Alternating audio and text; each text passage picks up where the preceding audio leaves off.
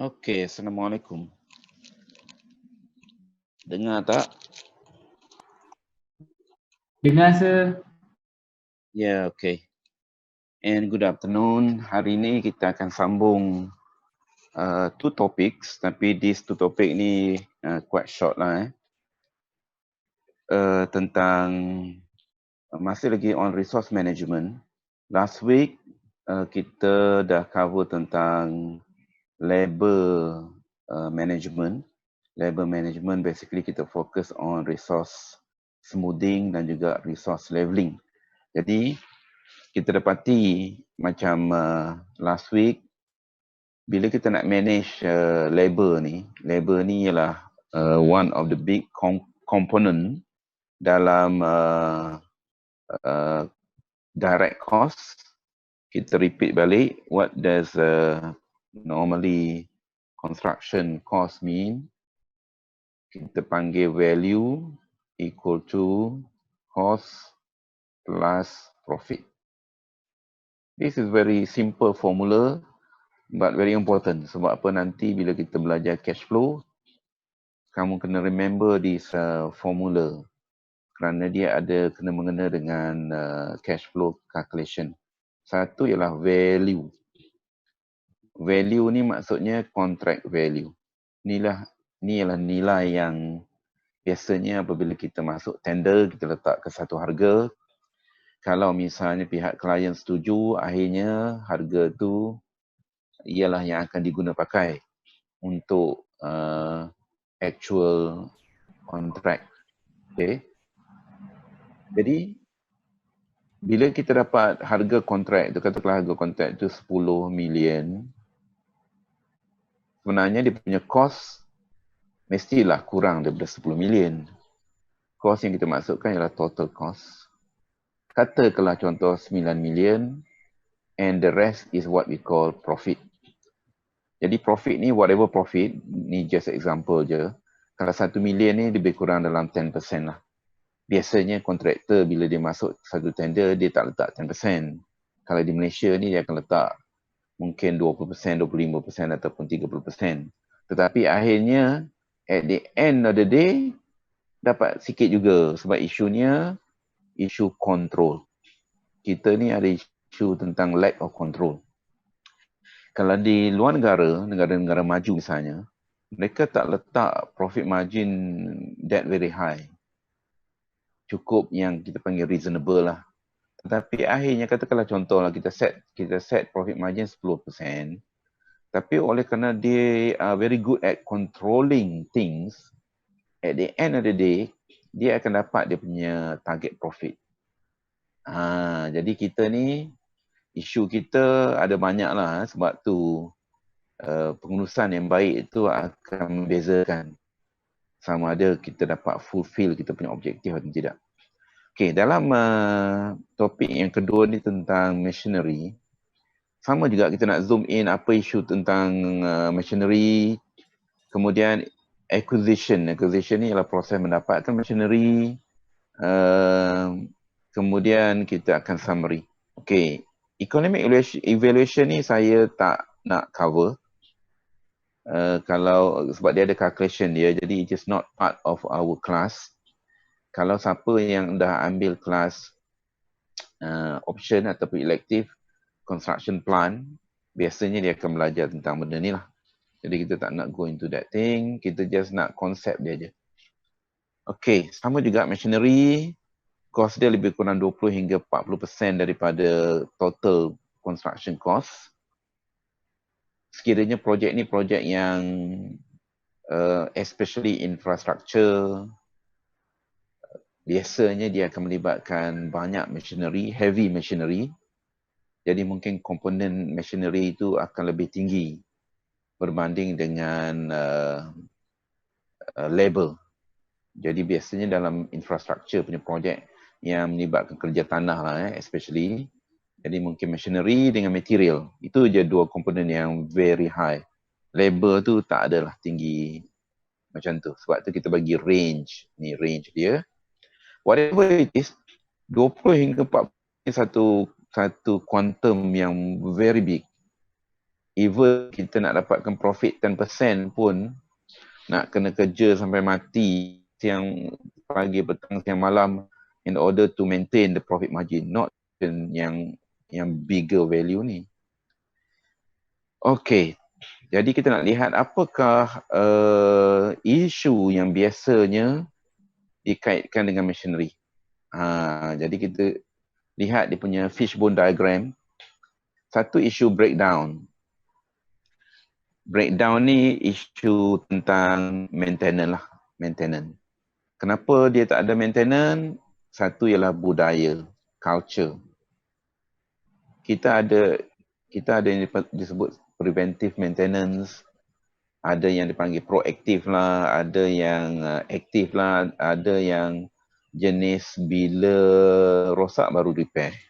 Okay, by right kita kena allocate certain amount of money supaya kita ada sentiasa maintenance walaupun benda tu belum rosak. Just seperti mana kita beli kenderaan baru. Bila kita beli kenderaan baru, dia ada warranty. Warranty dia kita kena servis 1000 km dan dia kadang-kadang biasanya syarikat kereta ni dia akan bagi free. Dan kalau kita tak servis ikut masa pula, dia akan void warranty. Jadi itu yang kabut semua orang akan ikut dia punya schedule. Tapi selepas habis warranty 3 tahun ke whatever, dah sudah. Kita pun dah tak buat regular maintenance. Sepatutnya kita kena teruskan macam biasa. Barulah dia tak jadi benda-benda yang besar. Overusage. Overusage ni maksudnya kenderaan di tapak bina ni dia bukan macam kenderaan di atas jalan raya. Kalau siapa yang pernah buat LI duduk dekat site yang dalam-dalam tu, kita motor ke bawa kereta sendiri, kita boleh tahulah. Absorber habis semua rosak within beberapa bulan je nak kena ganti baru, tayar dan sebagainya because of dia punya condition. Lepas tu pula dia guna tanpa henti. Kecuali mungkin kalau kita kata di Malaysia ni kita ada hari Ahad, hari tak bekerja, tapi kadang-kadang bila berlaku kelewatan kita nak kerja masa, hari Ahad pun bekerja. Okay, jadi dia akan overusage. Lepas tu isu unavailability. Maksudnya no requisition. Requisition ni lah perkataan yang kita sebut sebagai mendapatkan bahan tersebut. Jadi dia ada requisition process ataupun prosedur. Dan dia ada, kalau company yang kita panggil systematic sikit tu, dia ada borang-borang dia. Jadi kita nak kena fill in requisition form, lepas tu nak kena approve, nak kena submit. Jadi barulah benda tu dia jadi tersusun. Kerana nanti kita nak isu nak buat pembayaran, nak trace bila benda ni sampai dan sebagainya, memang nak kena ada sistem documentation. Unaware of market availability. Ini pun satu hal. Kadang-kadang bila kita nak pakai, tiba-tiba barang tu ataupun equipment tu tak ada. Kerana sebenarnya kita tak buat survey dan sebagainya. Katakanlah contoh, ni mungkin kalau barang-barang yang biasa, kita boleh dapat anywhere in Malaysia ataupun kita buat projek di kawasan pedalaman pun ada. Tapi kita boleh imagine, katakanlah kita guna piling. Piling contohnya kita guna micro pile. Ataupun kita guna pile injection. Pile injection ni maksudnya satu big machine. Dia biasanya satu site tu ada satu mesin saja. Dia inject the pile ke dalam tanah tanpa mengeluarkan bunyi ketukan. Kalau ketukan tu kita panggil drop hammer. Jadi bergantunglah, ada setengah projek biasanya kita buat di kawasan bandar ataupun di sebelah bangunan-bangunan sedia ada. Jadi kita tak nak berlakunya gegaran dan juga kebisingan, kita guna pile injection method. Tapi mesin ni oleh kerana dia mahal, besar pula tu, dan mungkin tak banyak dalam pasaran. Jadi katakanlah memang kita projek kita memang kena guna benda ni, tapi kita tak secure ataupun plan awal-awal, tiba-tiba masa kita nak guna, tengok-tengok orang dah sewa. Sudah, jadi jam kita punya projek. Lepas tu, stolen. Ada mesin-mesin yang kita di tapak bina ataupun di mana-mana, macam-macam lah benda yang hilang, bukan setakat mesin yang besar-besar je. Benda kecil-kecil habis semua. Yang maklumlah kadang-kadang kita letak benda tu tanpa adanya kita kata security ataupun kawasan site kita terlalu besar. Jadi orang boleh masuk daripada pelbagai arah. Itu jadi isu. Jadi sama ada no security ke ataupun no hoarding. Hoarding tu ada tapi tak ada ruang, misalnya orang ceroboh masuk pun jadi satu isu. Kemudian inefficiency of kita panggil machinery tadi dari segi apa? Capacity. Kita mesti ingat mesin ni dikaitkan dengan capacity. Capacity apa? Carrying capacity. Berapa banyak benda yang dia boleh angkut. Contohnya macam crane ataupun dumper. Kalau misalnya excavator, bucket size, front loader pun sama. Itu dia punya carrying capacity. Jadi kalau kita memilih, kita silap pilih mesin, too big ataupun too small untuk buat kerja kita, dia akan ada kena-mengena dengan efficiency. Okay? Yang seterusnya, unskilled operator. Mesin secanggih mana pun, buat masa ni lah. Dalam construction, oleh kerana construction ni bukan macam kilang. Kilang ni, dia punya floor rata dan sebagainya, kita boleh letak mesin, robot-robot yang pasang kenderaan dan sebagainya. Di construction ni, very difficult. Dia mesti nak kena ada operator juga yang handle machinery ni. Jadi, kadang-kadang kita boleh beli mesin, sewa mesin tapi operatornya tak ada yang cukup mahir. Especially kata kalau kita pakai crane yang bigger, 300 ton crane, 200 ton crane. Ini tak ramai orang yang very skillful. Gitu juga dengan micropiling tadi, saya ambil contoh. Sebab saya pernah ada experience projek buat micropiling. Micropiling ni dia banyak bergantung pada operator dia. Sebab dia nak kena tahu misalnya bila dia buat drilling tu dah touch hard rock ke apa ke bagai, jadi dia boleh rasa daripada mesin yang dia buat drilling tadi. Itu memerlukan orang yang berpengalaman. Lepas tu bahan-bahan yang dia sembur keluar daripada hole piling drilling tadi pun dia boleh baca, dia boleh tengok je bahan tersebut, dia tahu sama ada dia dah reach pada level yang disuruh kita buat drilling. Kadang-kadang buat drilling micropile ni kita boleh pergi sampai bedrock ataupun kita anchor 6 meter ke dalam bedrock. Jadi isu dia bedrock ni macam mana kita nak tahu? Kita bukan boleh nampak. Jadi pengalaman memainkan peranan. Uneconomic age.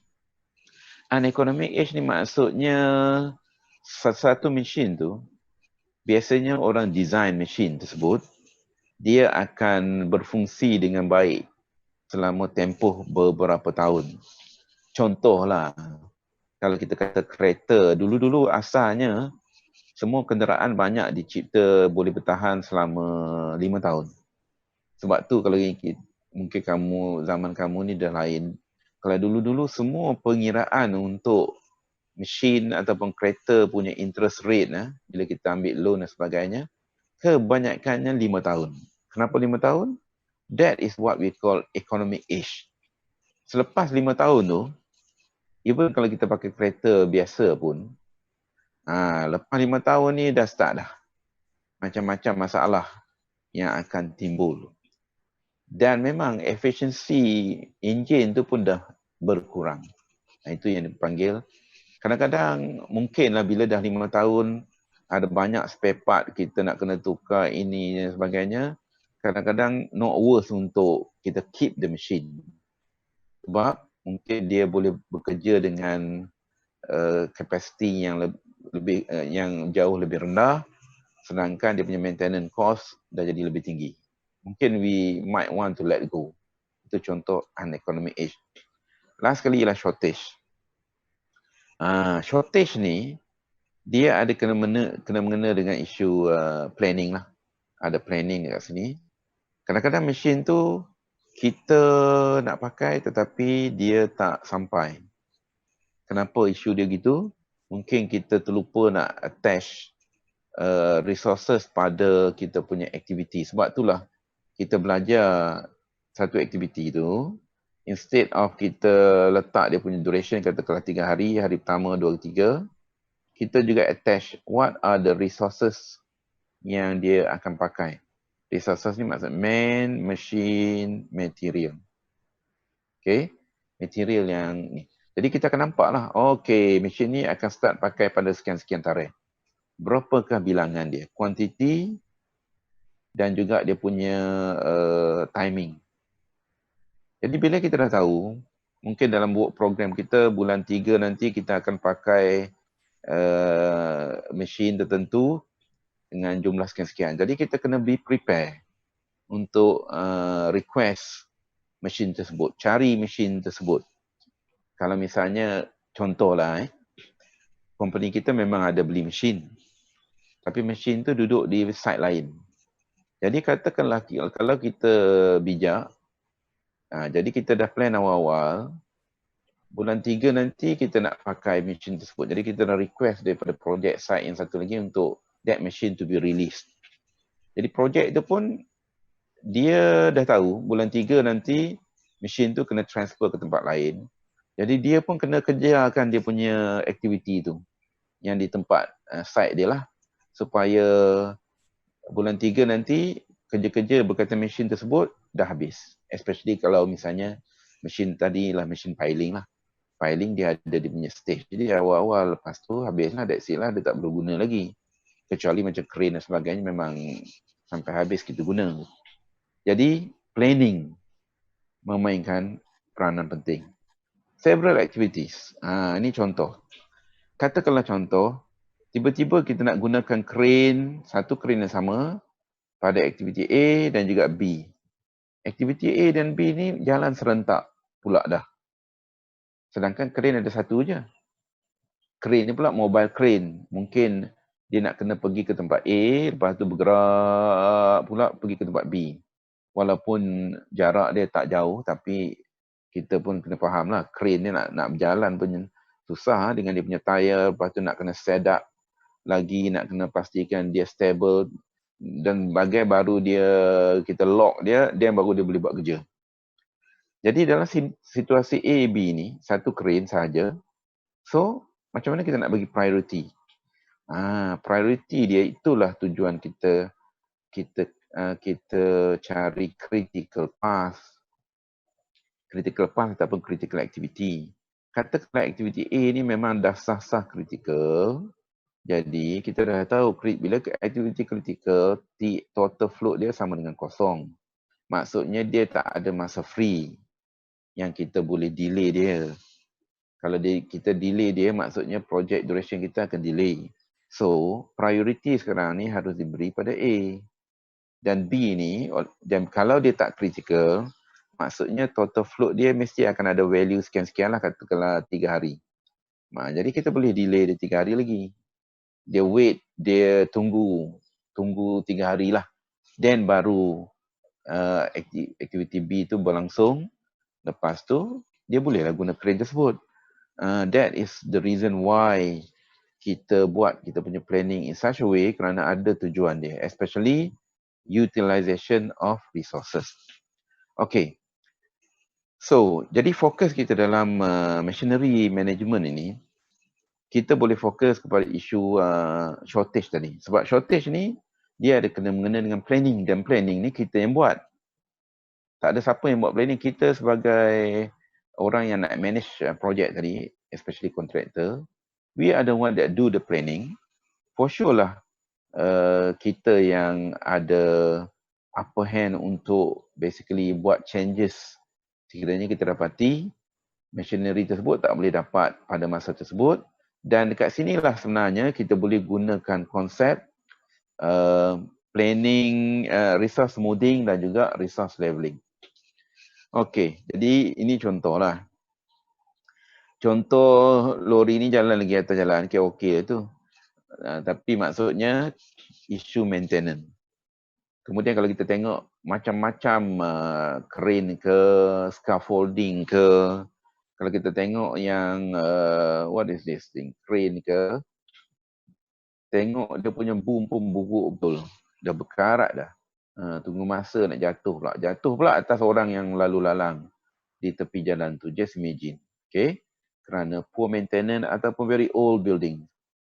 Ini isu capacity lah tadi saya sebut. Jadi kita bila nak bawa masuk mesin, kita kena masuk the right quantity.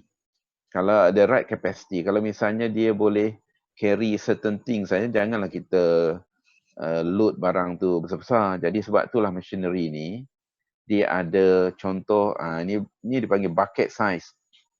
Nampak tak dia punya bucket size. Jadi kalau bucket size yang mesin-mesin yang excavator macam ni, dia untuk gali longkang, ni gali kubur pun boleh. Kita tak bolehlah bawa masuk excavator, contoh nak gali kubur, bawa masuk excavator yang bucket dia sebesar-besar ni. Jadi nanti lubang tu jadi besar. Bila lubang tu beli besar, nak kambus balik sampai ke malam. Tak habis lagi. Orang dah nak baca talqin, kita tak habis lagi duk ni. Jadi, that is a issue efficiency. Okay, acquisition. Acquisition ni maksudnya mendapatkan mesin tersebut. Dengan cara yang bagaimana? Kita boleh, ini dia, purchase. Kalau misalnya, kalau nak bagus, kita purchase the machine ni.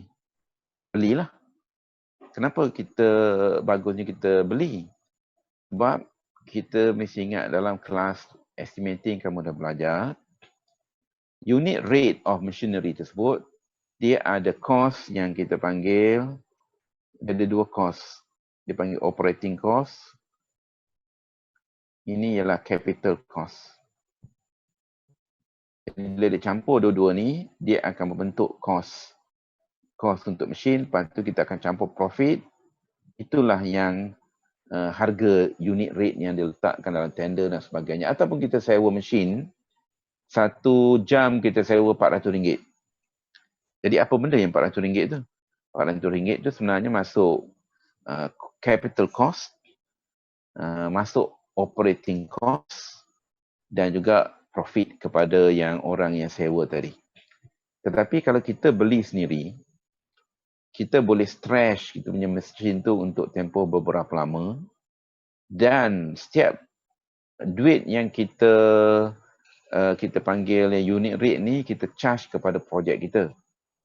Jadi katakanlah kita guna mesin ni selama 3 tahun. Jadi sudah semestinya mesin ni sudah habis dibayar dalam tempoh 3 tahun. Jadi apa jadi kepada tahun yang keempat dan kelima dan sebagainya? Jadi seolah-olah kita dah tak ada capital cost, zero. Yang ada operating cost dan kita boleh letak profit. Jadi kalau misalnya contoh, kontraktor, new contractor, old contractor. Old contractor mungkin dia charge mesin tu harga RM200. Sedangkan new contractor oleh kerana dia tak ada mesin, dia kena sewa daripada orang. Harga dia RM400. Jadi logiknya, kalau kita letak dia dalam tender, harga 400 dengan harga 200, siapakah yang lebih menang? Daripada segi dia punya jumlah kos. Kita mesti ingat, kita letak bukan kos yang terbesar, kos yang terkecil untuk pemilihan klien. Klien ni memang sukalah kalau misalnya kos tu rendah. Jadi secara tak langsung, kita dah tahu.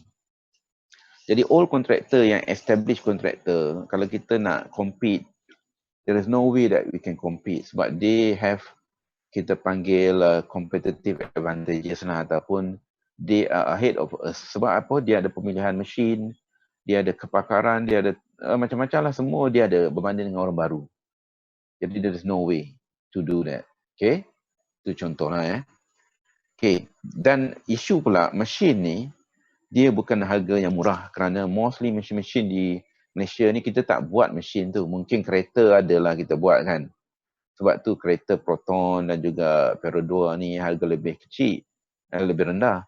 Kenapa dia harga rendah? Sebab dia punya cukai tu. Dan juga kualiti pun ada isu jugalah. Okay. Jadi mesin-mesin semua kita tak buat. Semua kita import. Bila kita import ni, dia ada tax structure di Malaysia ni agak tinggi. Jadi sebab itulah harga dia akan jadi tinggi. Jadi kita kena buat keputusan. Nak beli ke? Nak rent? Rent ni sewa. Macam kamu sewa kereta lah. Lease. Lease ni dalam istilah kita panggil pajak. Lease dengan rental ni lebih sama je. Dua-dua pun kategori sewa. Tapi biasanya kalau kita guna perkataan lease ni, pajak dia lebih kepada jangka panjang. Jangka panjang sikit lah. Kalau misalnya rental ni kita boleh sewa 1 jam, 2 jam, 1 hari, seminggu, sebulan. Tapi pajak ni biasanya kita akan lock dia punya period beberapa lama sikit lah. Setahun ke, 6 bulan ke, itu kita lock. Dan bila kita lock tu mungkinlah dia jauh lebih rendah dia punya cost berbanding dengan sewa biasa ni. Okay. Tetapi bila kita kata pajak ni dia ada option. Option untuk kita beli bila kita tambah sedikit lagi duit, ataupun kita tak perlu nak beli, kita sewa macam biasa. Itu biasanya machinery lah. Tetapi konsep leasing ni telah pun sekarang ni pergi kepada kenderaan-kenderaan komersial. Maksudnya kalau kita nak keluar kereta baru, nanti kamu graduate, kamu nak pakai kereta Mercedes ke, BMW ke, even Toyota pun ada. Jadi company-company ni memang ada sistem leasing. Kita macam kita pajak. Tiap-tiap bulan kita bayar dia punya amount.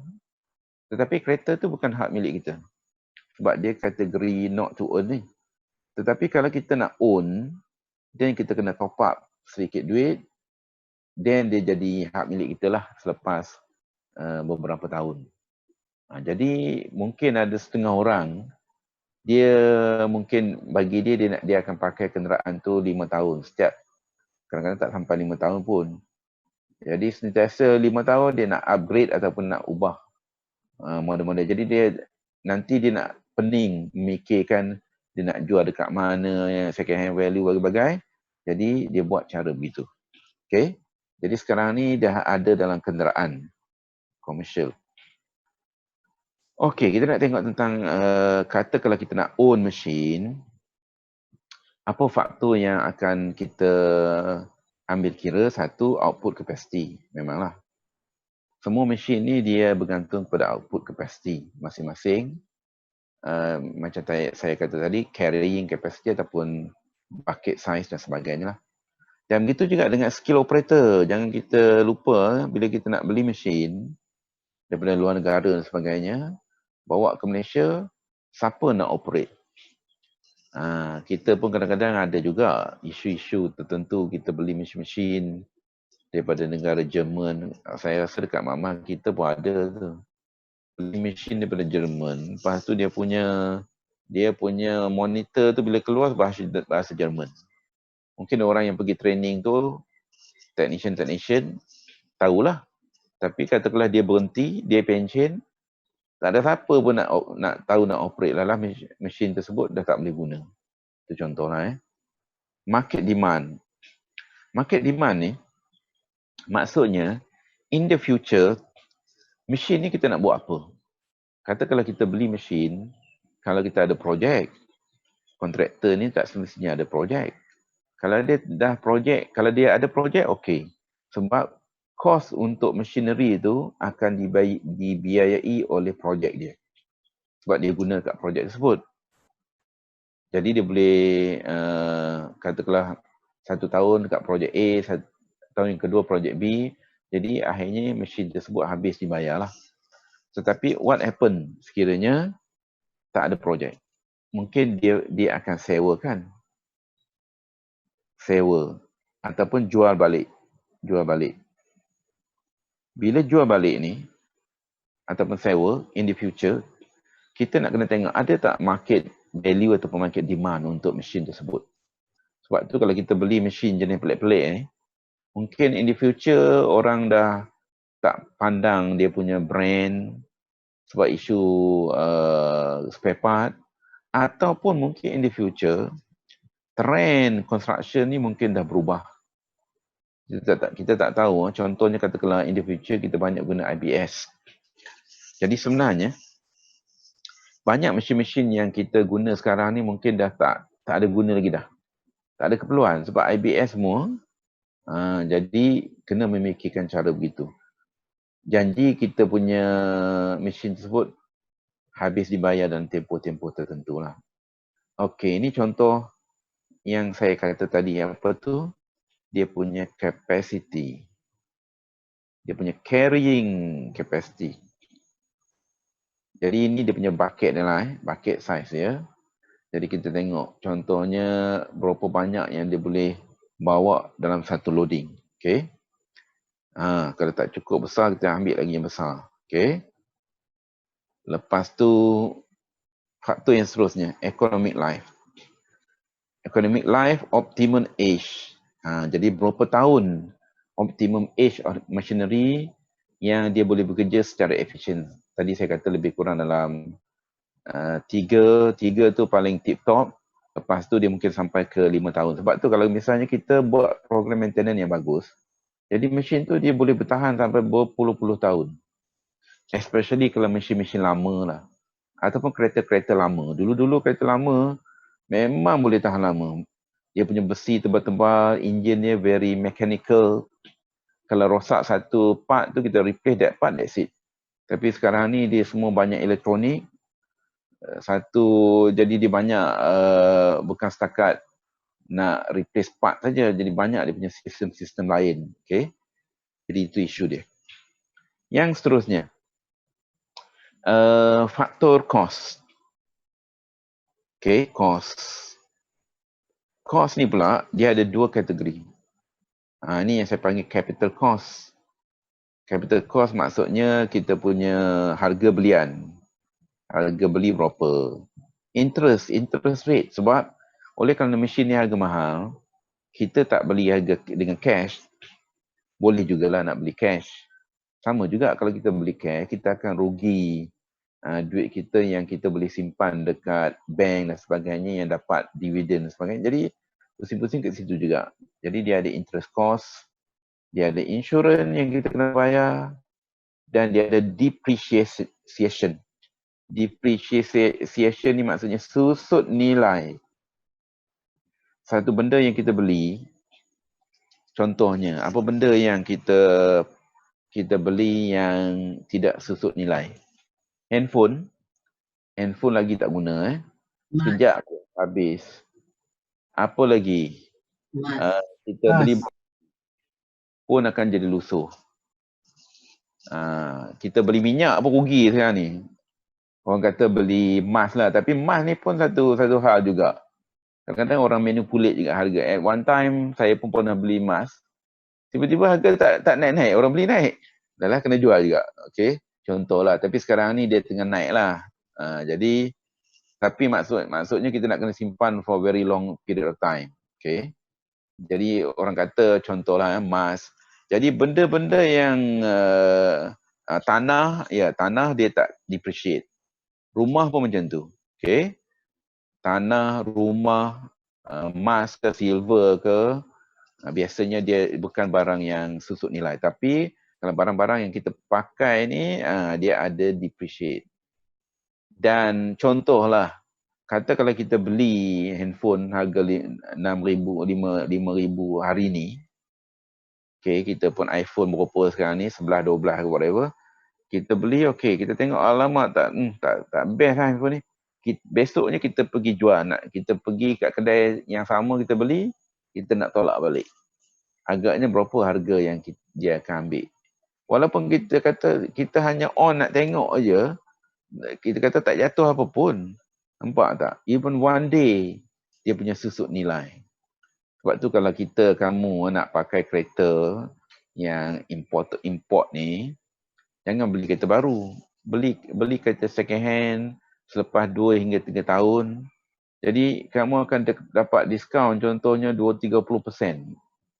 Sebab harga dia memang depreciate according to the base kalau kita bandingkan dengan original price lah.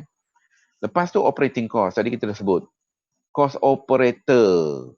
bayar gaji dia, overtime dia, maintenance of the machinery, spare part, breakdown lah, fuel dan sebagainya lah, aksesori untuk operate the machine. Jadi itu yang dipanggil sebagai cost. Kemudian yang seterusnya economic lifespan tadi kita sebut 3 hingga 5 tahun ni yang biasanya waktu yang paling efisien.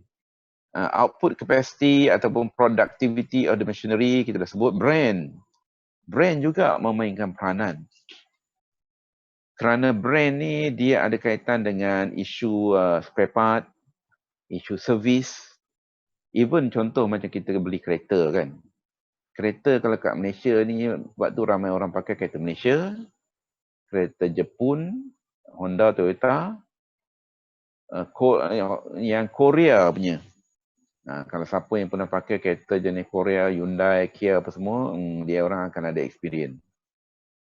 Dia punya spare part mahal, lepas tu service center dia tak banyak. Ada juga contoh yang kita kadang-kadang kita beli American car, Chevrolet, sekarang tutup dah pun. Dia asyik jual beli kepada siapa yang nak ambil dia punya franchise dia. Even Suzuki pun dah tak ada dah. Sebab apa? Dia tak banyak. Bayangkanlah dia punya service center kat Malaysia, kat Johor ni satu saja. Kalau apa-apa jadi, macam mana nak ni? Jadi sebab itulah orang beli brand yang very common supaya senang. Bila berlaku cermin pecah dan sebagainya, ada dia punya spare part. Dan juga dia punya resale value. Resale value. Dan lepas tu market orientation.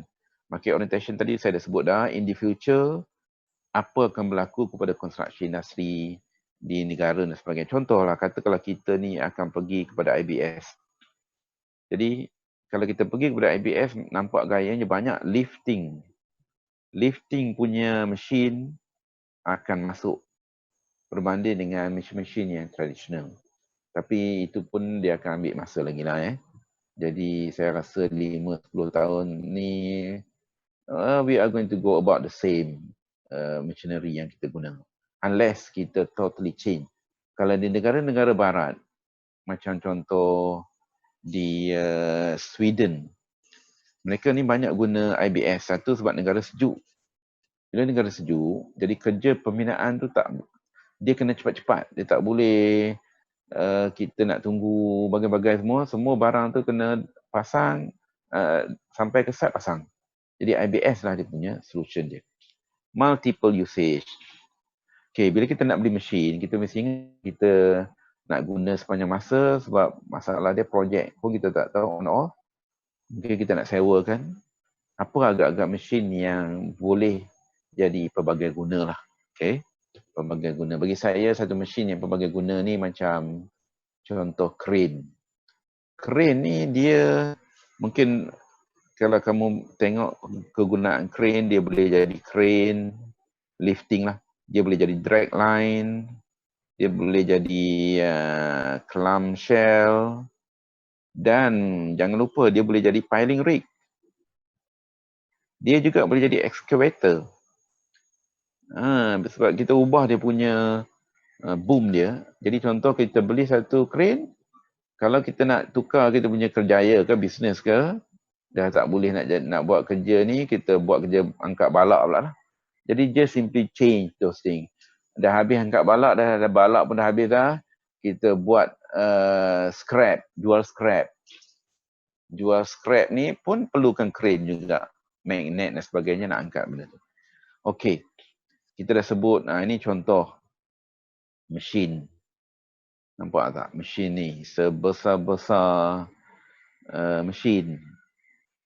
Jadi kita just imagine. Contohlah, mesin yang sebesar ni kalau misalnya kita nak buat kerja cut and fill, sekejap je sekali hayun 360 degree, habis rata tanah. Besok dah boleh start buat construction. Tapi masalah dia nak bawa mesin tu mungkin berbulan nak pasang lagi, nak dismantle. Di dalam dunia ni banyak machinery dalam kilang kan, ataupun construction machinery banyak dibuat oleh Jerman. Sebab tu Jerman ni dia orang ni bagus sistem education dia. Kalau misalnya budak-budak yang kurang cerdik, dia tak boleh pergi ke universiti, dia pergi ke TVET lah. Kita sekarang ni baru nak start TVET. Technical school yang buat benda-benda teknikal ni. Jadi sebab kadang-kadang budak yang tak malas baca-baca ni, they are very good at doing benda yang gunakan tangan dan sebagainya. That's how they develop dia punya sistem, okay, manpower ni. Alright, mungkin in the future, inilah contoh beberapa machinery yang kita panggil innovative machinery lah. Innovative machinery, contohnya apa jenis machinery ni? Kalau kita tengok, machinery ni sebenarnya machinery apa? Okay, kita tengok dia ada benda ni. Lepas tu dia ada boom dia lagi. Dan sebenarnya kalau kita tengok, mungkin kat sini dah. Lepas tu sini ada lori. Jadi dia sebenarnya ialah excavator. Ini contohnya berlainan daripada excavator yang kita biasa nampak. Mungkin in the future, this is how excavator will look like. Maksudnya dia boleh excavate dalam kita panggil ruang yang exactly. Lepas tu dia boleh sedut dia punya tanah tersebut. Dan tanah tersebut terus dibuang ke dalam lori. Jadi very clean. Dia punya excavation punya kerja. Jadi taklah beberapa kali punya proses. Kalau kita sekarang ni, korek tanah letak ke tepi. Lepas tu angkut pula ke lori. Jadi 2 kali kerja. Kemudian yang seterusnya, kita nampak contohnya dia pakai machinery yang modular. Ini dia punya main dia. Main engine dan juga orang operator duduk sini. Cuma yang beza dia ialah attachment. Kat sini nampak ada drum untuk meratakan tanah.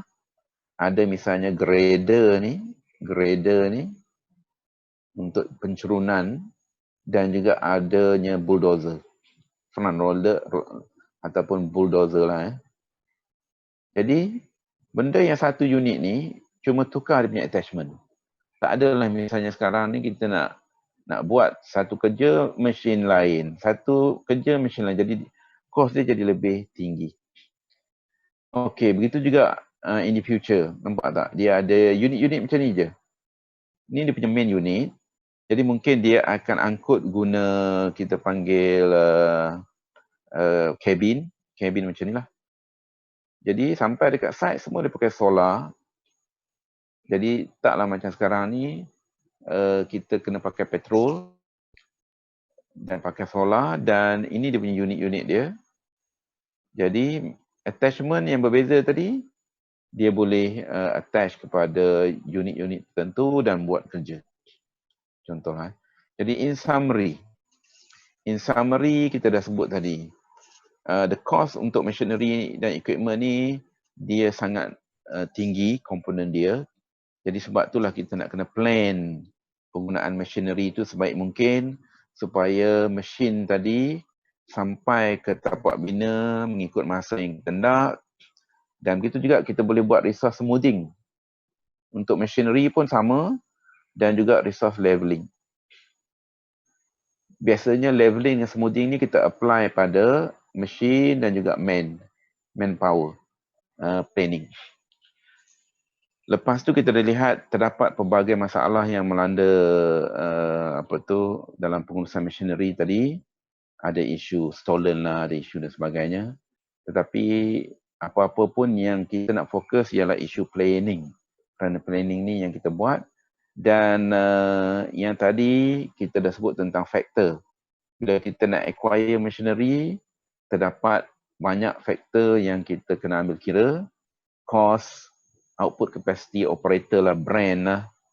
Kemudian isu kita panggil market orientation dan sebagainya untuk kita buat keputusan sama ada kita nak beli ke mesin tu ataupun kita just sewa saja ataupun kita lease. Jadi semua benda tu sebenarnya kita boleh buat economic evaluation yang saya tak go through lah dalam, sebenarnya kita boleh kira dia punya cost dia kalau untuk setiap pilihan yang kita ada. Okey, jadi ini semua kita tak cover. Economic evaluation ni kita tak cover. Alright. Jadi habis slide yang pertama. Okey, kita nak pergi kepada slide yang kedua. Okey. Slide yang kedua ialah tentang material. Material management. Okey, material management. Jadi material pun konsep dia sama juga. Kalau kita lihat cost of material ni memang besar, especially kalau kita buat high rise building. Jadi high rise building ni mungkin mesin dia tak banyak, tapi material pula banyak dengan manpower. Jadi dia punya komponen dia mungkin portion dia agak tinggi. Jadi whatever it is, kita kena manage material sebaik mungkin seperti mana kita manage manpower dan juga machinery, kerana dia ialah sebahagian daripada construction punya cost. Okay, dalam material ni kita nak fokus kepada dua benda. Quality punya isu dan juga wastage. Kerana inilah yang mempengaruhi cost material tersebut. Contoh tentang quality. Jadi quality ni memanglah satu benda yang sangat ditekankan dalam construction. Dan KPI untuk satu projek ni, dia mesti achieve quality standard yang dikendaki. Dan bila kita kata quality ni, satu benda yang kita boleh nampak. Dia punya end product dia lah. Bukanlah totally kita boleh nampak.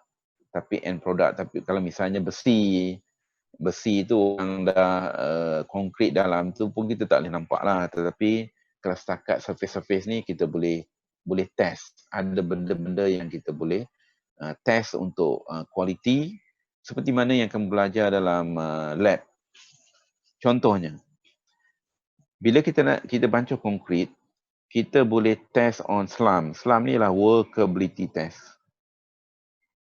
Workability. Inilah salah satu test untuk workability, slump test.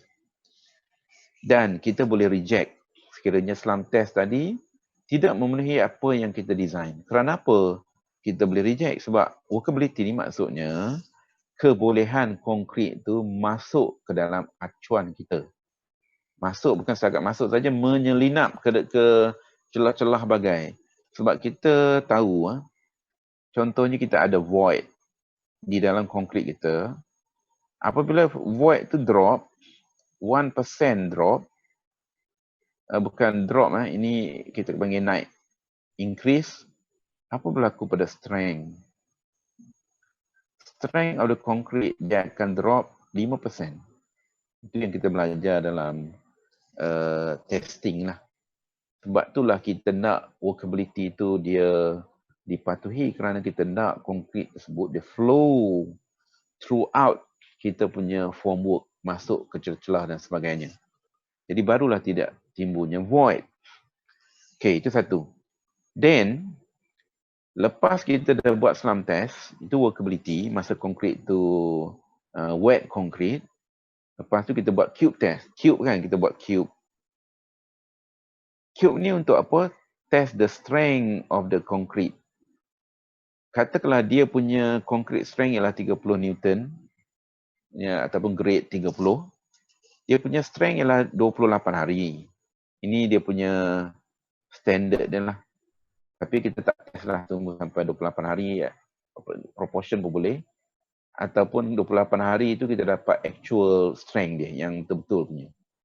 Kalau dia tak menepati strength yang kita design, konkrit ni kita kena reject. Sebab dia sangat bahaya kepada orang yang nak duduk tu. Nanti dia nak mengambil beban, life load, dead load, wind load, berbagai load lagi. Bangunan ni mungkin akan runtuh sebelum dalam tempoh beberapa tahun. Kerana apa? Dah ada dah bangunan yang runtuh, sama ada during construction ataupun after construction. Kerana apa isu dia? Kerana dia design cantik, tapi bila pelaksanaan construction tersebut, dia tak mengikut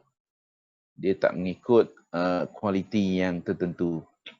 Mungkin bangunan tu boleh bertahan, tapi lepas tu apabila kita masukkan perabot lah, masukkan bagai-bagai, jadi dia punya buffer yang kita ada untuk kita panggil safety factor tadi dah habis dah. Itu yang berlaku dulu dalam kes bangunan runtuh di Taiwan. Okay, bangunan runtuh di Taiwan. Shopping complex lagi. Kenapa dia jadi macam tu? Antara salah satu faktor dia ialah modification kepada floor kerana dia nak besarkan ruang tersebut. Lepas tu dia tambah loading-loading.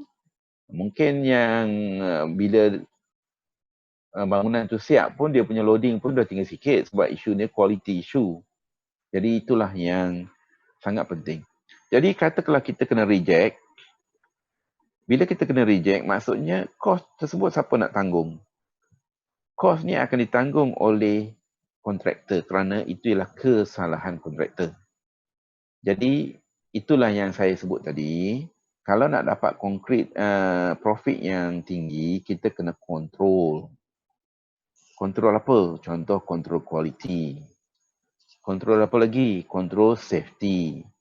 Supaya tak berlaku kemalangan. Kontrol apa lagi? Kontrol time supaya tak berlaku kelewatan. Bila berlaku kelewatan, kita akan kena denda bagai. Jadi bertambahlah pula kos kita, mengurangkan profit. Itu contoh quality. Okey. Jadi quality issue, sebab itulah quality ni ditekankan sangat dalam construction melalui pelbagai test. Banyak test-test yang tujuan dia satu, untuk mengawal kualiti. Kalau kita tengok contoh pembaziran berlaku bila kita buat cube test. Apa nak buat dengan cube yang kita dah kita buat crushing tadi? Tak boleh guna dah. Jadi bayangkanlah, kalau kita tengok dalam construction industry, orang katalah 1 hingga 2% kos datang daripada testing.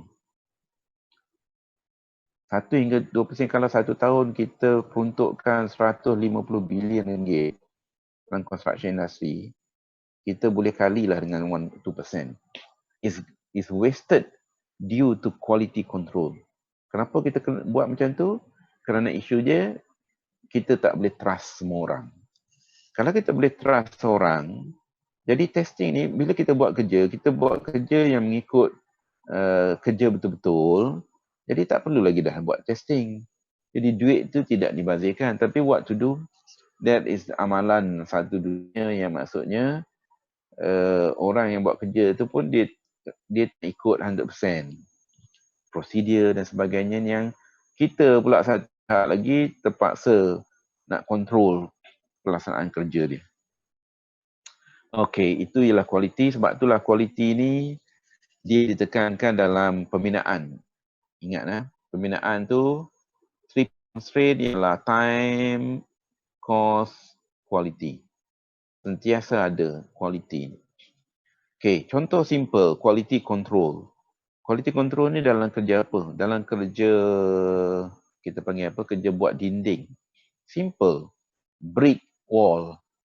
Pertama sekali, dapatkan sampel brick. Sebenarnya kita di UTM pun banyak buat kajian brick-brick ni. Brick ni kita dapat daripada satu kilang pun dia tak sama. Kerana dia ada pembakaran isu dan sebagainya dalam satu kilang. Saiz dia lah itu dan sebagainya. Bayangkanlah kalau kita dapat daripada pelbagai kilang. Jadi sebab tu kalau kita nak brick tu kita dah pergi buat survey ke kilang tersebut. Sampel-sampel tu kita dah bawa, kita test. Dan kita dapati dia lebih kurang konsisten lah. Memang tak sama exactly tapi boleh diterima. Then SO. SO ni apa kita panggil apa? Superintendent Officer. Ataupun pegawai penguasa. Biasanya orang kerajaan lah. JKR ataupun JPS. Ni untuk projek kerajaan. Kita ada yang kategori SO ni paling top sekali lah dalam organisasi satu projek. Okey, jadi bila dia dah hantar pada dia approve, barulah kita boleh order brick tadi. Bila brick sampai ke site pula, kita buat inspection. Sebab sama ada dia okey tidak, kadang-kadang dia pecah during transportation. Kalau misalnya dia pecah, kita boleh reject balik. Jadi kita tak perlu bayarlah. Nampak tak? Quality control dekat sini dah satu. Sini dah satu.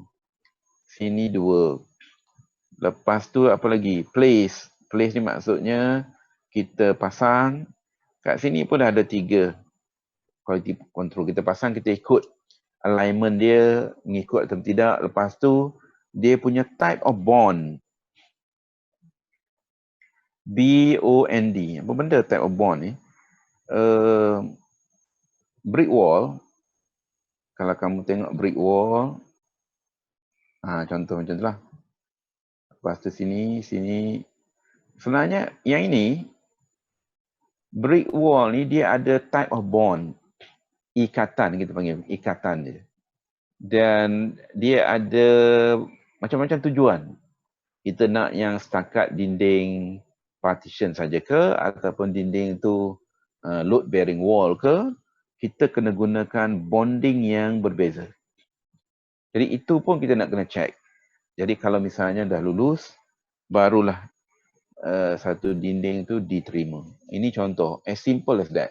Not to mention benda lain lah. Okay, yang kedua, isu wastage. Wastage ni is a big issue.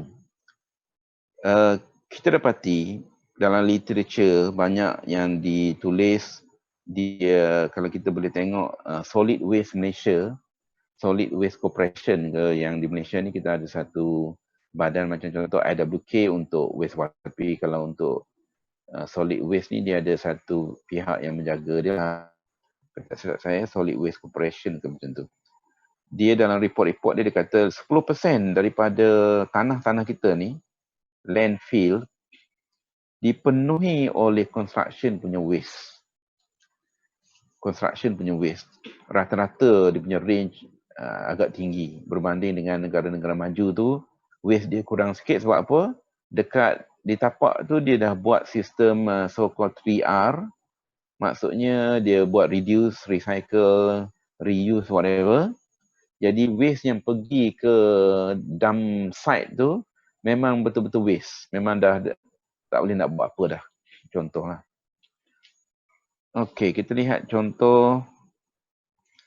Okey, dalam construction, setiap tahun kita keluarkan kos lebih kurang 100 billion. 100 billion ni sekarang ni, kalau kita ada projek banyak, 100 hingga 150 billion per year lah. Tapi kita ambil just senang kira ialah 100 million setahun. Kalau ambil 100 billion setahun, dia punya kos untuk material 30%.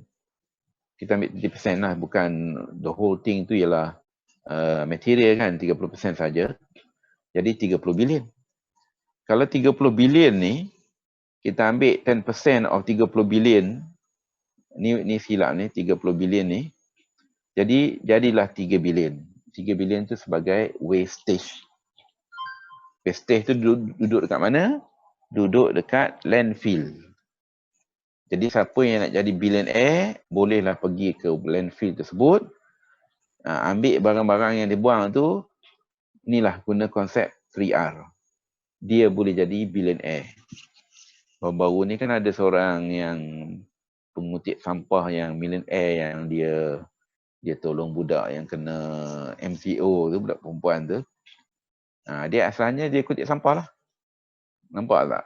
Jadi kutip sampah pun boleh jadi millionaire, billionaire kalau kena cara dia lah. Sebab banyak yang, ini baru construction, belum lagi benda-benda lain. Itu pun kita ambil dia punya value yang kecil ni. Kalau kita ambil betul-betul value yang sebenarnya, dia boleh jadi, saya rasa lebih kurang 5 billion waste yang material yang ada dekat dumping site yang kita boleh recyclekan.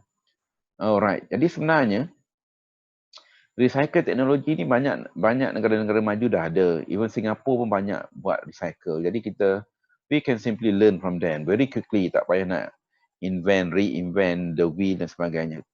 Jadi wastage ni bukanlah satu benda yang baru. Bukan terdapat di Malaysia. Sebenarnya semua negara dia akan ada construction waste. Kenapa saya katakan dia ada construction waste? Macam seolah-olah benda wajib. Kerana memang nature dia macam tu. Dia akan ada benda yang wajib. Benda wajib tu mungkin kita tak boleh nak kontrol sangat. Tetapi adalah sekarang ni contohnya penggunaan IBS dan sebagainya. Salah satu tujuan dia ialah untuk reduce the wastage lah. Tetapi ada yang wastage ni disebabkan oleh banyak faktor. Ini dia. Kita tengok, wastage ni sebenarnya datang pada mana? Sebab tu yang saya kata, wastage ni ada yang dikategorikan sebagai benda yang kita tak boleh elakkan. It must be there. Pusing-pusing pun ada juga wastage. Tetapi yang kita nak fokus benda yang kita boleh elakkan. Contohnya, apa benda yang tak boleh elakkan? Satu, isu design. Sebab tu design ni, kalau kita nak elakkan, dia kena guna IBS dan sebagainya. Sebab tu IBS ni, dia dah benda dah kita ukur siap-siap. Jadi apa nak membazir lagi dah. Tetapi kalau kita baru dekat site baru nak pasang, kita terpaksa potong bahan-bahan yang kita nak pasang tersebut. Contohnya macam tile. Tile ni bila kita beli, standard size dah ada. Kilang yang buat. Kilang dia tak buat mengikut apa yang kita nak. Dia ikut dia punya mesin. Itulah size yang dia bagi. Sedangkan arkitek kadang-kadang gatai tangan, dia pergi design contohnya bangunan tu bersegi-segi bulat dan sebagainya yang menyebabkan tile yang 4 segi tu kita kena potong. Bila kita potong yang kecil-kecil tu nak letak kat mana? Bukan boleh sumbat dekat mana-mana dah. Jadi itulah yang dikatakan wastage. Kerana isu design. Jadi nak tak nak, benda ni tak selesai masalah design. Dia akan ada lah. Cuma sebab tu konsep sekarang ni kita ada konsep constructability dan sebagainya. Itu semua ialah satu konsep yang dia cuba untuk kita kata mengharmonikan di antara design dengan construction. Untuk mengelakkan benda-benda macam ni lah. Okay, satu. Cutting and handling. Cutting and handling contoh satu. Double or more handling. Double or more handling contohnya kita barang-barang contohnya katakanlah yang very fragile. Fragile such as pipe, katakanlah butter ataupun kita panggil roof. Benda yang kita perlu angkat banyak kali, angkat letak, lalas sekali retak atau patah dan sebagainya, sebahagiannya kena buang. Sebab apa? Kita tak plan. Contohnya benda tu turun daripada lori tu dia datang, dia nak cepat, nak kerja trip, dia nak letak kat mana? Kita pun, bos pun tak ada, kita suruh dia letak depan office. Besok pagi bos datang, siapa suruh letak dalam tu? Angkat pergi ke belakang, angkat lagi, beberapa kali angkat, jadi by the time dia rosak. Contoh. Lepas tu improper handling, unloading. Ini cara mengangkat. Kita tengok macam mana kadang-kadang cara orang ikat, benda tu tiba-tiba patah. Cara ikat tak betul. Itu yang kita panggil rigging dalam istilah angkat. Lepas tu isu apa lagi? Planning and cutting. Contohnya kita potong. Potong apa? Besi, formwork, untuk buat formwork, dan apa-apa benda yang kita nak pasang. Bila dimension tu kita tak refer, tak ada jadual, sebab besi semua bagai, dia ada bar bending schedule, bar cutting schedule yang kita patut bagi pada pekerja. Katakanlah pekerja tu dia tak pandai baca, dia silap tengok, yang dia pergi bengkok besi yang untuk digunakan tempat lain, habis. Bengkok boleh lagi, tapi isu dia kalau dia dah silap potong. Itu contohlah. Requisition, contoh. Loose material. Bila kita beli barang-barang yang loose, kita mesti pack dia dalam apa? Guni ke, dalam apa-apa benda lah supaya dia tidak berterabur dan rugi. Jadi cara packaging tu mesti kena. Wrong order. Kenapa boleh jadi wrong order? Bila kita, sebab tu nak order ni dia perlu ada dia punya requisition form. Borang-borang tertentu kita kena isi. Lepas tu borang tu disemak, di-approve bukan seorang punya kerja, 2-3 orang. Barulah tak tersilap kita pergi submit borang order ni pada supplier dan sebagainya. Tengok-tengok salah. Sama ada dari segi kuantiti ataupun spesifikasi. Sebab tu cara paling senang kena ada form yang sistematik. Lepas tu adanya spek. Spesifikasi ni dia ada dalam dokumen kontrak. Dia ceritakan tentang quality of material. Contohnya katakanlah skru, besi. Semua dia ada kat situ. Itu dah yang dikatakan spesifikasi. Kadang-kadang kita sebut skru. Skru ni pula macam-macam jenis skru. Jadi sebab tu kena dinyatakan dengan betul supaya pihak yang supplier tadi bila dia baca, dia boleh hantar. Memanglah kita kata kalau silap kita boleh suruh dia bawa yang barulah, tapi masalah masa. Kita dah rugi daripada masa. Tiba-tiba nak pakai, habis, jam. Extra quantity. Jadi, kita order quantity yang salah. Especially, katakanlah, ready mix concrete. Katakanlah nanti kamu kerja dekat site. Bila kerja dekat site, nak buat concreting, kamu order concrete daripada ready mix. Kamu pun kena kira. Takkanlah nak bagi pekerja kira sebab kamu kan engineer. Supervisor pun malah nak kira. Encik engineer gaji lebih besar, baik dia suruh kita pula kira. Kita baru grad, dulu dapat construction estimating pun dapat B minus je. Alamak, nak kena kira lah pula. Kira-kira, okey, kita pun confident order 1 truck ready mix concrete 4.5 cubic meter. 1 cubic meter mungkin lebih kurang RM400. Order, okey, datanglah 1 lori, tuang. Tiba-tiba terlebih. Yang terlebih tu nak buat apa? Tak boleh buat apa dah, tak boleh hantar balik. Kalau hantar balik pun company ready mix truck pun nak buat apa? Sebab dia dah jual dengan harga tersebut. Jadi takkan kita contohnya kita nak bungkus seorang sekilo. Seorang sekilo kita ada dekat site ni ada 200 orang. Bawa baliklah seorang sekilo macam bubur lambuk tu. Well, itu contohlah berlaku pembaziran. Inadequate shelter. Contohnya inadequate shelter ni maksudnya benda yang terdedah kepada cuaca. Hujan especially lah ataupun kelembapan. Jadi sebab tu kita punya besi ke formwork lah especially yang low quality punya tu, we have to be very careful. Letak kat bawah pun tak boleh sebab dia lembab. Begitu juga dengan simen. Bila kita beli simen, kita tak boleh letak atas tanah terus. Sebab kelembapan tu akan mengeraskan simen jadi rugi. Inexperienced workers. Inexperienced workers ni memang satu hal. Okay? Dia memang ada kena-mengena dengan isu quality. Sebab apa? Bila dia orang yang belum ada experience, bekerja dekat site, baru bekerja, dia nak potong besi, potong kayu pun sengit. Potong besi silap lah, lepas tu paku pun tak masuk. Jadi semuanya ada isu tentang produktiviti kerja. Satu, kualiti, kekemasan kerja. Lepas tu isu apa? Loss tolerance, kecurian. Kalau kita kata mesin yang besar pun bila hilang, tambah pula benda yang kecil-kecil ni. Tool dan sebagainya, habis hilang macam tu. Satu kerja nak sentiasa nak kena ni. Monitoring and control. Sebab tu monitoring and control ni kita ada project monitoring information system. Dipanggil PMIS. Okay. PMIS ni software. Ada commercial software, ada yang kita boleh buat sendiri, dia punya database untuk monitor.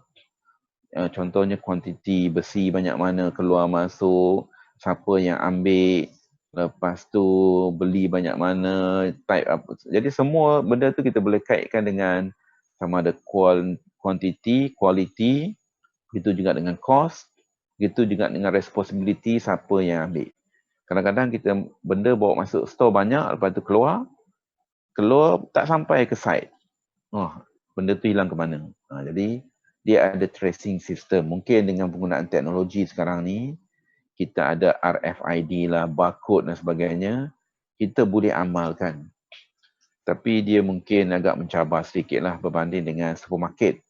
Kalau kita tengok supermarket kan semua produk dia, kecil-kecil produk semua ada dia punya barcode.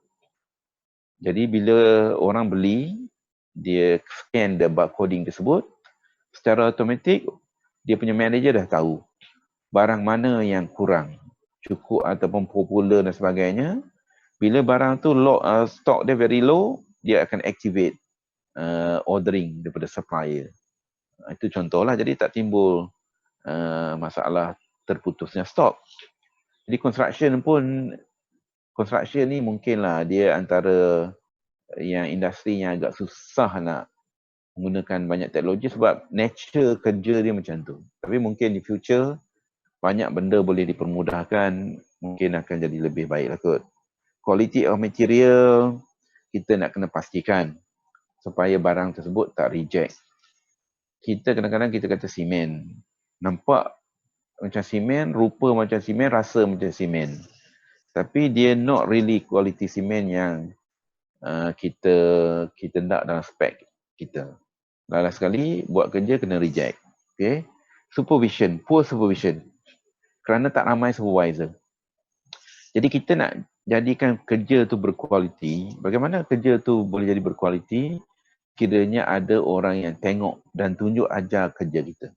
Dahlah pekerja tadi dia tidak mahir.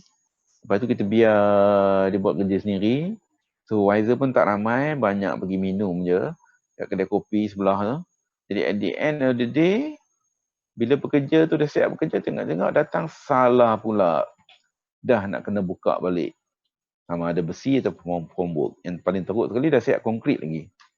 Jadi itu contoh isu supervision of work. Dia akan ada pembaziran kat situ. Pembaziran daripada segi kita nak kena buka balik masa, kos dan juga material itu sendiri. Weather ni maksudnya kita terdedah kepada long exposure, rusty, lepas tu flooding, bila dah hujan lebat, dia punya surface run off lah surface run off. Dan juga kalau misalnya kita letak bahan-bahan di tepi tebing, cerun, contohnya pasir ke tanah ke, bila hujan sekali dengan tu dia masuk ke dalam longkang ataupun kita panggil sungai-sungai yang berhampiran. Okay. Itu juga dengan bahan-bahan yang mudah rosak seperti simen akibat daripada kelembapan. Okay, itu isu wastage. Jadi, macam mana nak selesaikan masalah wastage ni? Jadi, kita kena tengok table ni. Table ni dia letak main cause of wastage, weather ke, lepas tu apa dia punya sub cause dan juga dia punya suggestion. Kalau kita tengok weather, contohnya kita boleh suggestion dia, kita letakkan dalam storage. Sebab tu dekat construction site kita ada kawasan yang berbumbung, ada yang kawasan store, yang kita kena masuk dalam store, lepas tu ada orang jaga store, kunci dan sebagainya. Dan kita jangan letak di tepi-tepi tebing untuk bahan-bahan yang mudah kita panggil dibawa oleh air dan sebagainya lah. Okay, yang seterusnya cutting. Cutting handling ni, kita cuba avoid double, triple handling tadi dengan misalnya buat planning. Arahan tu SOP kena jelas. Jadi kalau SOP tu sebut yang tahu dia hanya seorang dua je, kalau dia cuti, dia tak ada, orang lain memanglah. Jadi why don't kita make SOP tu letak dalam bentuk poster ke dan sebagainya supaya orang tahu bila lori bawa barang nak letak dekat mana. Cara handle, ini pun nak kena belajar cara rigging. Jadi orang yang biasanya naik turunkan barang, dia mesti belajar cara yang betul untuk mengelakkan daripada rosak. Okay. Requisition ni kita nak mengelakkan extra order lah, loose order, wrong order. Dia nak kena ada sistem. Computerized system ataupun dalam construction kadang-kadang dia pakai form supaya form tu boleh diisi, disemak, di-approve. Jadi semua benda jadi ada orang yang check dan sebagainya lah. Lepas tu supervision. Jadi kalau misalnya kita tak ada supervision yang ramai, kita boleh gunakan Shimizu. Shimizu Corporation, syarikat Jepun corporation. Shimizu Corporation dia mengeluarkan satu idea dia panggil quality circle. Very famous dia punya quality circle punya idea tu. Maksudnya apa itu quality circle? Contohnya, grup pekerja ni beberapa orang, katakanlah carpenter, mungkin carpenter tu ada ramai, 30 orang. Tetapi kita pilih dalam beberapa orang ni untuk train dia punya pekerja tadi. Pekerja tadi, bila dia being train, jadi dia boleh pergi ke tempat kerja dia boleh check kerja dia sendiri dan juga dia boleh check dia punya rakan sekerja punya kerja. Jadi bila supervisor datang, sebab supervisor ni mungkin dia punya area yang dia nak kena pergi tu besar. By the time supervisor nak datang nak approve kerja dia orang, masing-masing dah tahu what to check. Tak payah lagi nak tunggu supervisor yang seorang dua saja ada dalam ni. Itu ya contoh quality circle yang dibangunkan oleh Shimizu Corporation. Lepas tu shelter nak kena letakkanlah nak kena tempat-tempat berbumbung dan sebagainya. Lost stolen ni memanglah nak kena ada security guard. Kalau tak cukup security guard, adanya webcam. Kena ada sistem. Sekarang ni security ni mana-mana industri menggunakan security. Jadi bisnes masa depan salah satu dia ialah security. Sekejap dia terputus tadi. Okey. Jadi tadi saya kata isu inexperienced workers ni, kita ada Singapura dan juga Malaysia. Negara Singapura dan Malaysia. Construction industry di Singapura ni, dari segi kualiti ni lebih tinggi daripada Malaysia. Jadi, dekat mana tak kenanya Malaysia ni? Singapura dia hire orang Malaysia. Orang Malaysia ni nak pergi ke Singapura bekerja, dia ada dia punya requirement. Dia bukan macam kita. Kita ni terima je yang warga negara mana-mana je asal boleh je masuk ke Malaysia tanpa adanya pengalaman. Itu contoh jalan. Oleh kerana orang Malaysia yang tiap-tiap hari 400,000 tu masuk ke Singapura, jadi dia actually become skill workers. Sebab itulah dia boleh control quality. Sebab yang pergi ke sana skill workers berbanding dengan kita. Monitoring and control mesti kena ada sistem.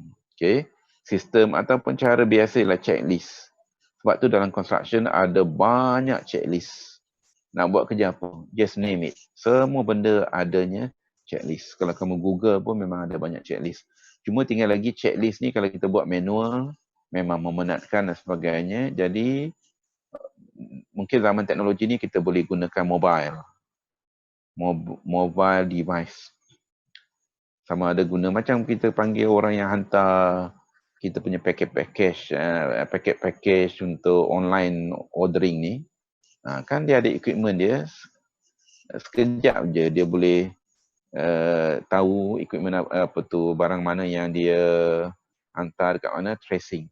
Jadi mungkin mobile device ni boleh digunakan untuk jadikan checklist yang ada dekat situ. Bila kita pergi ke site saja, kita tik satu benda, dia akan analyze dan dia akan bagi information ke pejabat kita dan sebagainya. Jadi akhir sekali project manager dia akan aware, dia tahu tanpa dia pergi ke site. Ini kalau memang kalau boleh buat dia punya all kind of thing yang kita boleh jadikan dia dalam bentuk benda yang kita boleh record cara yang mudah ni, dia akan jadi satu benda yang lebih bagus lah. Inferior quality memang nak kena pastikan kita punya produk tadi kita dapat daripada supplier yang sah.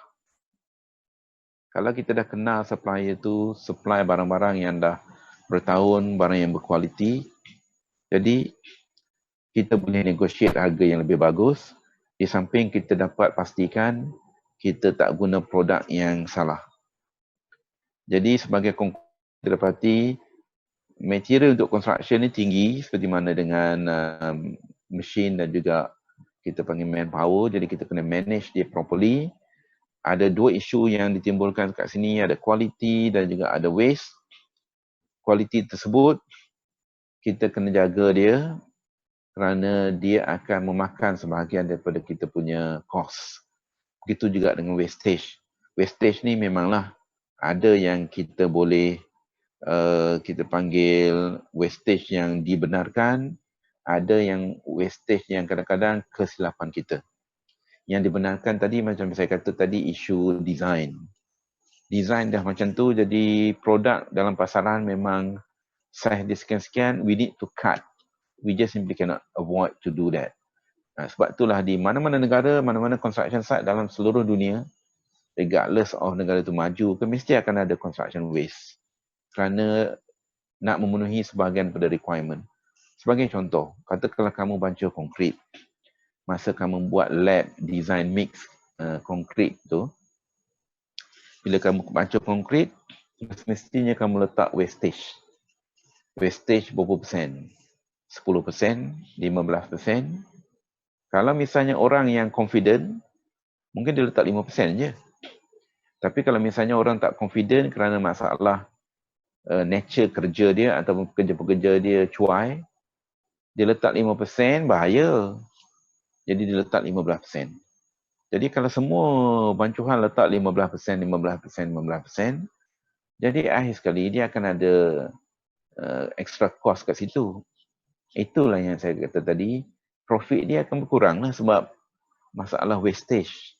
As simple as that lah. Tetapi ada yang jenis wastage yang kita tak dapat nak tolerate lah sebab isu kecuaian manusia. Itu yang kita cuba manage ataupun control seboleh-bolehnya benda tu dapat diminimumkan. Walaupun kita tak boleh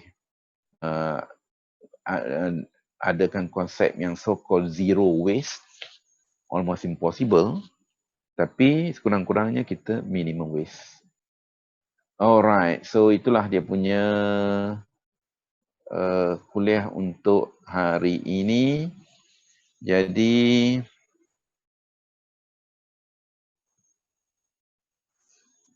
okey, jadi itu kita punya kuliah. Ada apa-apa persoalan?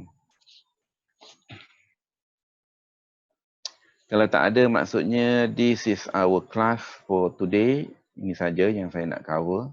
Sir, saya nak tanya soalan. Ya, please. Okay, kalau ada kerja konkritin dekat site, jadi kontraktor dah order konkrit lah. So dekat DO pun dia dah tunjuk strength konkrit tu. Kemudian diorang pun buatlah cube test dengan slam test lepas. So diorang pun buat concreting.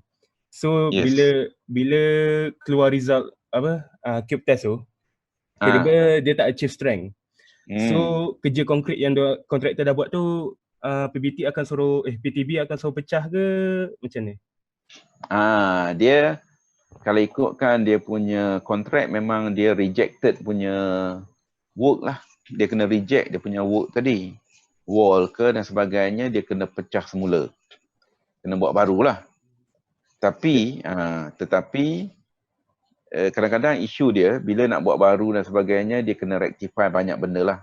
Jadi kita dalam construction, kita ada yang teknologi yang kita buat structural reinforcement. Kita reinforce balik. Kalau kamu ingat balik kisah MRR2, kalau tak silap di KL tu, kan few years back, dia ada isu retak. Bila ada isu retak tu, dia punya piers lah ataupun tiang-tiang kepada jalan MRR2 tu retak. Bila retak tu, jalan tu ditutup, lepas tu kecoh lah buat investigation bagai. Lepas tu ada even UTM pun dipanggil juga sebab nak dapat kalangan third party lah. Tu ada expert dan sebagainya daripada last sekali dia tak roboh pun MRR tu kan. Kalau ikut kan roboh kan. Kalau roboh lagi lah masalah dia. Itu yang disebut reinforcement. Reinforcement tu mungkin ada teknologi. Contohnya dia buat macam wrapping lah. Wrapping, kita wrap dia. Membalut dia. Balut dengan menggunakan material contohnya fiberglass dan adalah metod-metod lain untuk memperkuatkan dia punya struktur tersebut ataupun tambahkan apa-apa benda yang Yang macam itulah kan, instead of robohkan. Tapi kalau kita buat just satu part of dinding je baru, lepas tu kita dah dapat result, kalau misalnya lebih mudah nak robohkan, mungkin kita boleh proceed macam itulah. Okay. Jadi tidaklah dia kena roboh automatically, tapi nak kena ada alternatif. Okay. Okay, jadi kalau kes macam tu di mana disebabkan konkrit tu kontraktor kena pecahkan structure tu. So supplier konkrit tu boleh kontraktor boleh minta ganti rugi tak dekat supplier konkrit tu? Itu nak kena tengok apa dia punya isu dia. Is it the material ke? Ataupun kadang-kadang ada isu macam saya kata tadi, isu compacting. Jadi macam saya kata tadi, isu compacting ni dia ada void. Cara dia orang ni compact konkrit tu kadang-kadang tak kena.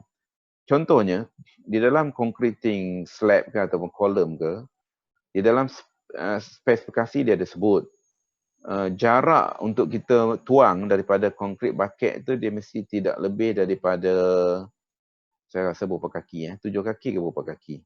Contohnya lah, dalam spek tu dia ada. Kadang-kadang dia orang ni malas nak turunkan daripada crane tu sampailah within dia punya limit tu. Mungkin tinggi-tinggi lagi dia tuang. Kenapa dia tak benarkan dia tuang daripada tinggi? Kerana nanti akan berlaku segregation. Konkrit tu pula berat. Jadi nanti bila orang nak buat gunakan konkrit vibrator tu, dia malas ataupun orang tak tengok. Jadi asalkan konkrit tu tuang kat situ, that's it lah. Tengok-tengok benda yang kita tuang tu hanya banyak batu dengan pasir. Simen ni tak ada. Jadi bila nanti dia akan berlaku crack lah kemudian hari lah. Dan kalau kita test pun, kadang-kadang dia ada cara dia kita test lah. Mungkin ada bahagian-bahagian tertentu dalam structure tu, dia mungkin tak achieve dia punya strength yang kita design pun sebab isu macam kita buat tadi lah. Okay, bukanlah ke semua tempat tu dia equally distributed dia punya strength tu. Mungkin ada. Tapi mungkin kalau misalnya benda tu dia berlaku dengan secara yang kecil itu, sebab bila kita design konkrit ke apa kan kita ada safety factor. Jadi mungkin dia within safety factor lagi. Cuma kadang-kadang yang berlaku dekat projek bangunan di Taiwan tu, bangunan tu dah buka, dah lama orang guna, tapi lama kelamaan dia ubah suai. Ubah suai dengan tambah loading lagi. Last sekali runtuh bangunan shopping complex tu. Contohlah Okay, saya terima kasih. Alright. So, siapa lagi ada nak tanya? Mana Syahmi mana? Ada. Oh, ada Okay, semua dah scan attendance? Assalamualaikum Doktor. Ya. Ada soalan. Okay. Contoh kalau kita buat dulu, boleh tak kalau kita buat dulu cube test, kita dapatkan result, lepas tu baru kita konkret? Kalau Cuma sebab ada orang suruh tanya. Dia jarang berlaku lah. Rasanya tak pernah orang buat lagi kot. Sebab isu dia macam mana? Dia sama macam kita kata kita buat sampel lah. Kita buat sampel memang nampak cantik. Tapi in realitinya nanti jadi macam mana kan? Jadi sebenarnya yang kita nak ialah benda yang realiti tu. Bukan yang sampel tadi. Sampel ni memang kita dah tahu dah secara teori ni bila kita campur-campur, okey dia nampak gayanya macam lulus lah. Tapi in reality jadi apa? Jadi banyak testing yang kita buat in real construction tu dia merupakan reality punya testing lah. Sama juga kadang-kadang kita kata kita buat piling kan. Buat piling tu casing dia kadang-kadang kita sambung welding. Jadi bila kita dah masuk piling tu sampai dah selesai lah. Lepas tu barulah kita buat integrity test. Kita tak buat test sebelum tu lagi. Memang kalau sebelum tu memang lulus je. Sebab benda tu kita buat cantik-cantik punya. Tapi in reality dia, it might not be like that. Jadi biasanya kita test based on reality lah. Baru betul.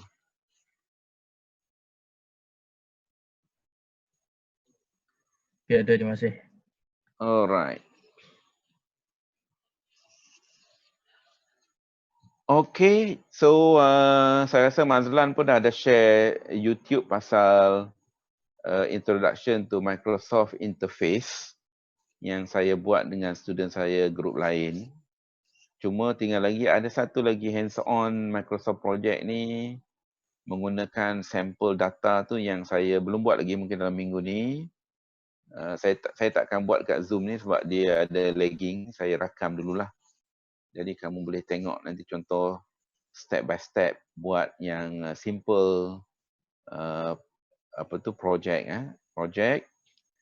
Jadi bagaimana nak masuk data dan sebagainya. Tapi dalam YouTube yang saya dah buat tu dia dah saya tunjukkan lah. Cuma tinggal lagi hari tu bila nak guna Zoom tu dia ada lagging sikit. Jadi banyak button-button yang kita tak boleh nak tekan. Okay, hopefully nanti kita akan ni. Okay, jadi kita punya kelas next week. Okay, alright. Sorry tadi dia line terputus, hujan kat sini. Kita jumpa next week. Okay, sir. Okay, selamat berpuasa semua. Terima kasih banyak, sir. Good day. Assalamualaikum. Assalamualaikum warahmatullahi wabarakatuh.